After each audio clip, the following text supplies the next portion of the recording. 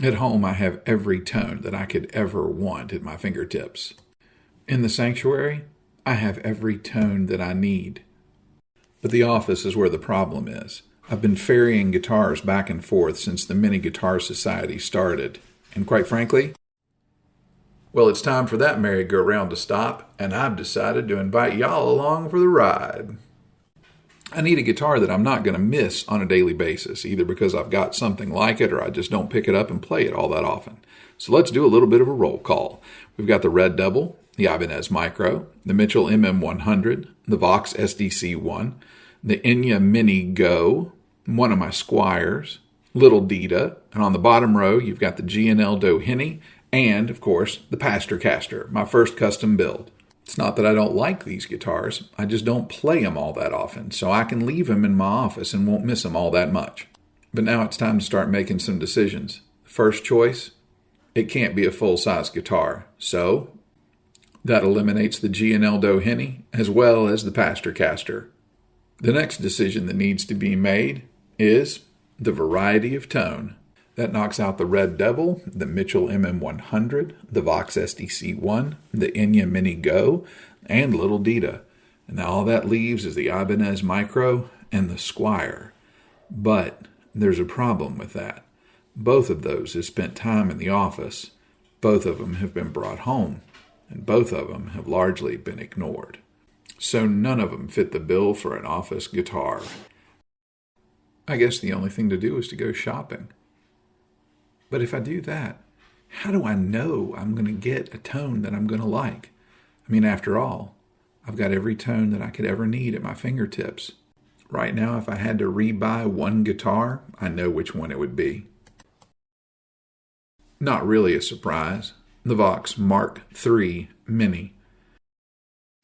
It ticks all the boxes. It's small, it fits in your lap, you can play it while sitting in a chair with arms in it, and it's got a great variety of tones. And it's only $130. I could do that, but where's the fun in that?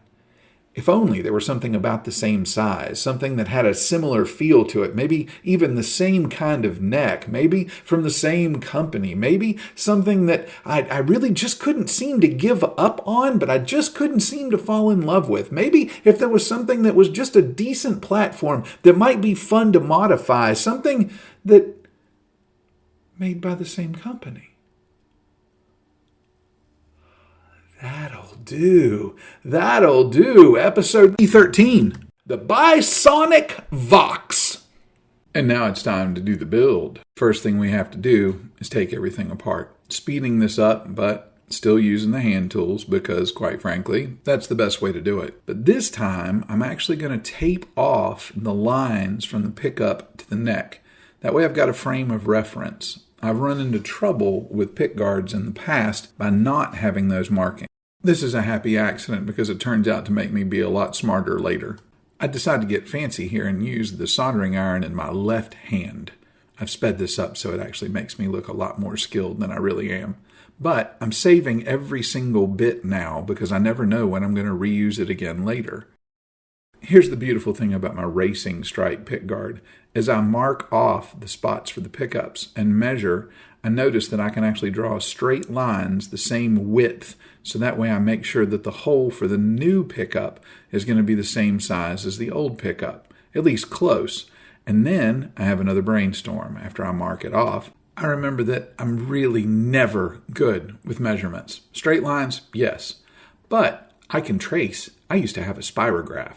So I play spirograph for a little bit, then cut out basically a fake pickup and put it on top of the tape so I can mark off a hole that'll be the same size as the other hole, at least close enough to waller it out with a Dremel if I need to. And this lets me know that I need to make another decision. With 3 holes already in the pickguard, I know one will be the volume and one will be the output jack. In the other hole, I decide I'm going to put a 3-position switch. That'll keep me from having to modify the pickguard anymore. Now that I know what it's going to look like, let's take a look at the plan. I go back and forth about what kind of pickups to use. I could use Firebird pickups, or I could use mini humbuckers. After checking out some sounds online, I settle on some snake oil mini humbuckers. Now that I've made a commitment to 2 humbuckers, I definitely have to modify the pickguard. But at least I don't have to cut that slot for the blade switch. I can use the existing holes for the volume, the 3-position switch, and the output jack. If I feel like I need a tone pot or want to move the output jack, I can always do that later. Once upon a time I would have thought this was cheating. Now, I really don't care. It's really easy, and it makes sure that the install is as clean as it can be. So what am I going to do in the meantime? So this is a donation that I picked up, roughly 25 minutes ago, and it's already spoken for. So here's the fun thing. All that measuring and all that kind of stuff meant exactly nothing. But it made me feel good at the time. Now, the reason I say that is very simple. Yes, the first hole was exactly the same as the second hole, but neither one of them were the right size. So after about 40 minutes, I figure out that what I really need to do is figure out where to drill the hole that's going to hold the post for the pickup. And once I have that taken care of, then I just put the pickup in the spot, measure it the same distance from the neck on either side, mark it on the ruler, and that way I make sure that the pickup is centered. After that, all I have to do is make sure that the distance from the neck puts me in the center of the route for the body. And of course, the reason that this is taking so long is not just because I'm being as meticulous as I can be when I'm measuring, but I'm also realizing half the time that what I'm measuring is wrong. I did think it was kind of interesting to discover that these mini humbuckers that have been causing me such a problem are the same width as a standard ruler. That would have been information that would have been helpful to know, 2 days ago. But that's fine, because ultimately what it boils down to is I figured out how to do the pickups. Now all I have to do is make sure that the hardware fits in the pick guard. That's got to be standard, right? Wrong. Now, if you will recall, I was going to go with the 3-position switch so I wouldn't have to cut a blade slot in the pick guard. I was also going to have to eliminate the tone pot from the pre-existing wiring harness that I ordered because, it just made the install look cleaner. But there's a problem. Not that I don't know how to do that. I've cut tone pots out of things. It's adding them in that tends to be the issue. It's a matter of size. You see, the switch not only is too large for the pick guard, but when I put it into the body, I realize it's too deep for the body. Now, I can route into the body, but that'll actually go through the body. There is a pre-existing slot for the blade switch that I was avoiding earlier, so I can put it in that spot. But that's going to mean modifying the pick guard again. And to be honest with you, I'm not real sure how to do that. How do I measure something under the pick guard while needing the measurements to be on top of the pick guard in order for me to cut? I stared at it for a while like it was going to change, like somehow the guitar was going to grow deeper or the switch was going to grow smaller. Turns out that didn't happen. About the time I started thinking this is yet another problem that I've got to solve and don't have a solution for, I remembered all the time that I had wasted with the blue tape. And that gave me another idea.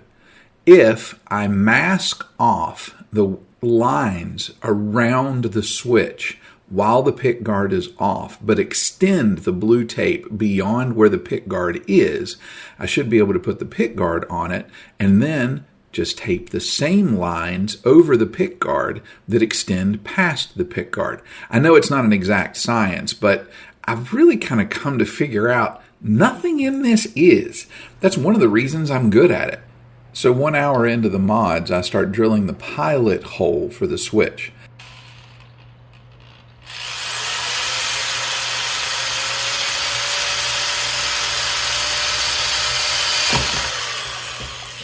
That punch-through sound that you just heard, that's me drilling into the body of the guitar. Whoops. And now you know the secret of why I don't sell these things.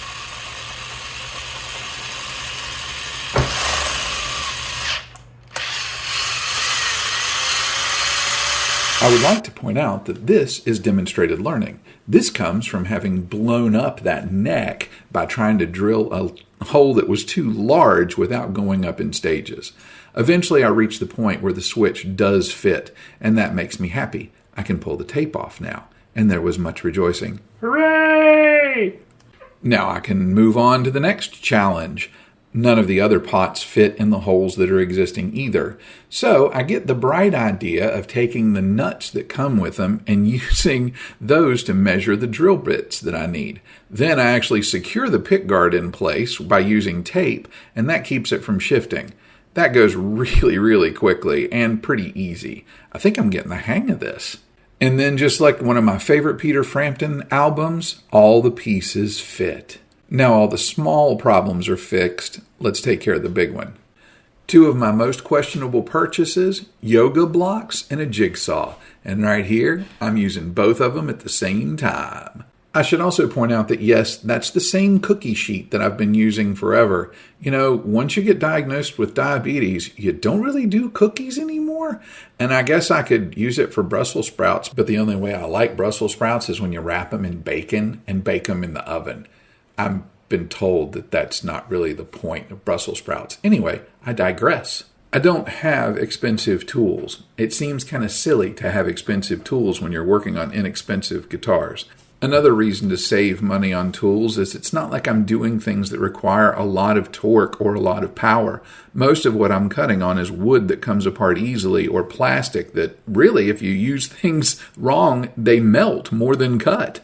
And the best tool at this point is patience, because what I'm doing is grinding, then sanding, then cleaning, and then seeing if the pickup fits, and then grinding and cleaning and measuring, and then repeating. And I'm doing this over and over and over again for an extended period of time until finally I get to finish up with a file. And this is where my previous builds went off kilter because I didn't take my time. And I tried to rush it and cut everything at once instead of cutting larger pieces and then working on smaller ones and then smaller and smaller until it got to a point where I have a finished product. Now you can see when I peel the paint off, it's not like it's stamped or it's not like it could be done professionally. It's not that clean and that clear. And quite frankly, the compulsive side of me looks at it and thinks, oh, well, there's a little more here and a little less there. But then I came up with another idea. Go online, find myself some trim rings to go around those pickups. That'll clean up the lines, make everything square, and they should be here in, I don't know, given the way the mail's running, about 16 years. So that'll be nice.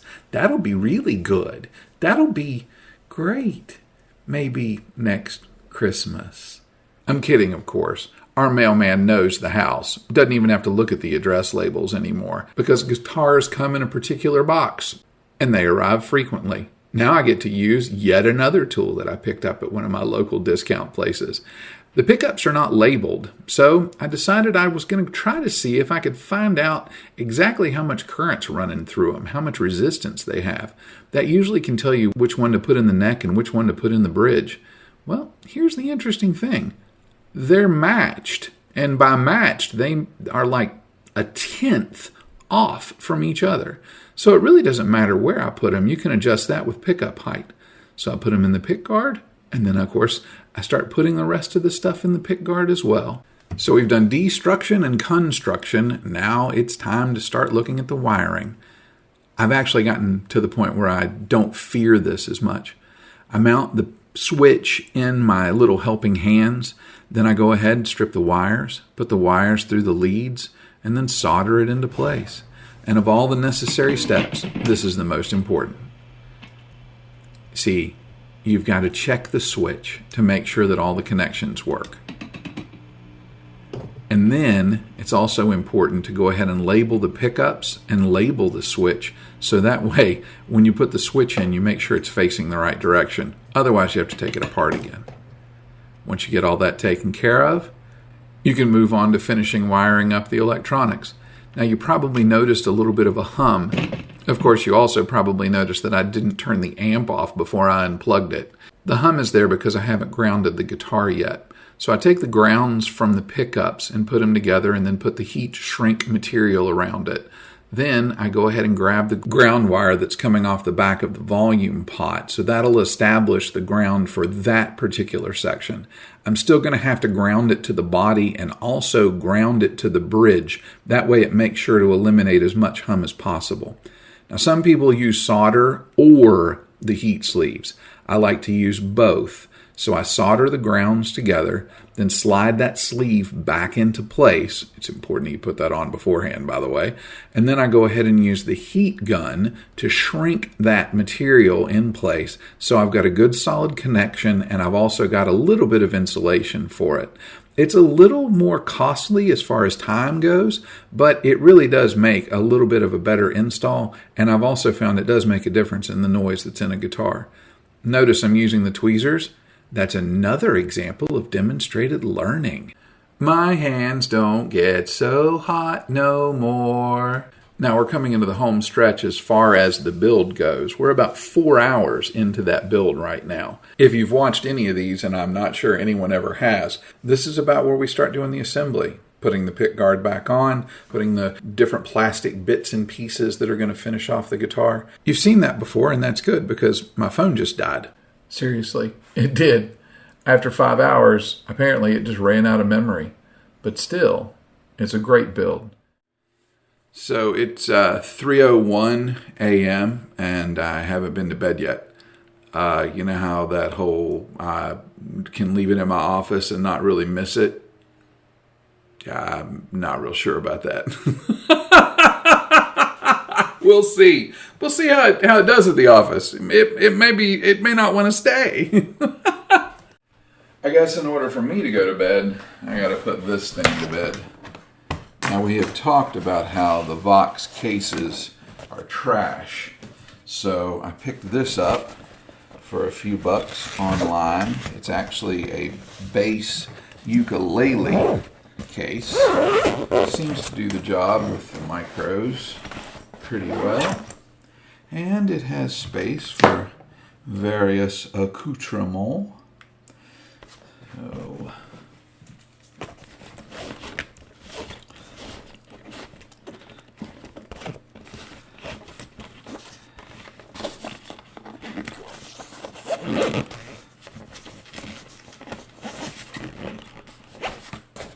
and that's it. That's my office rig.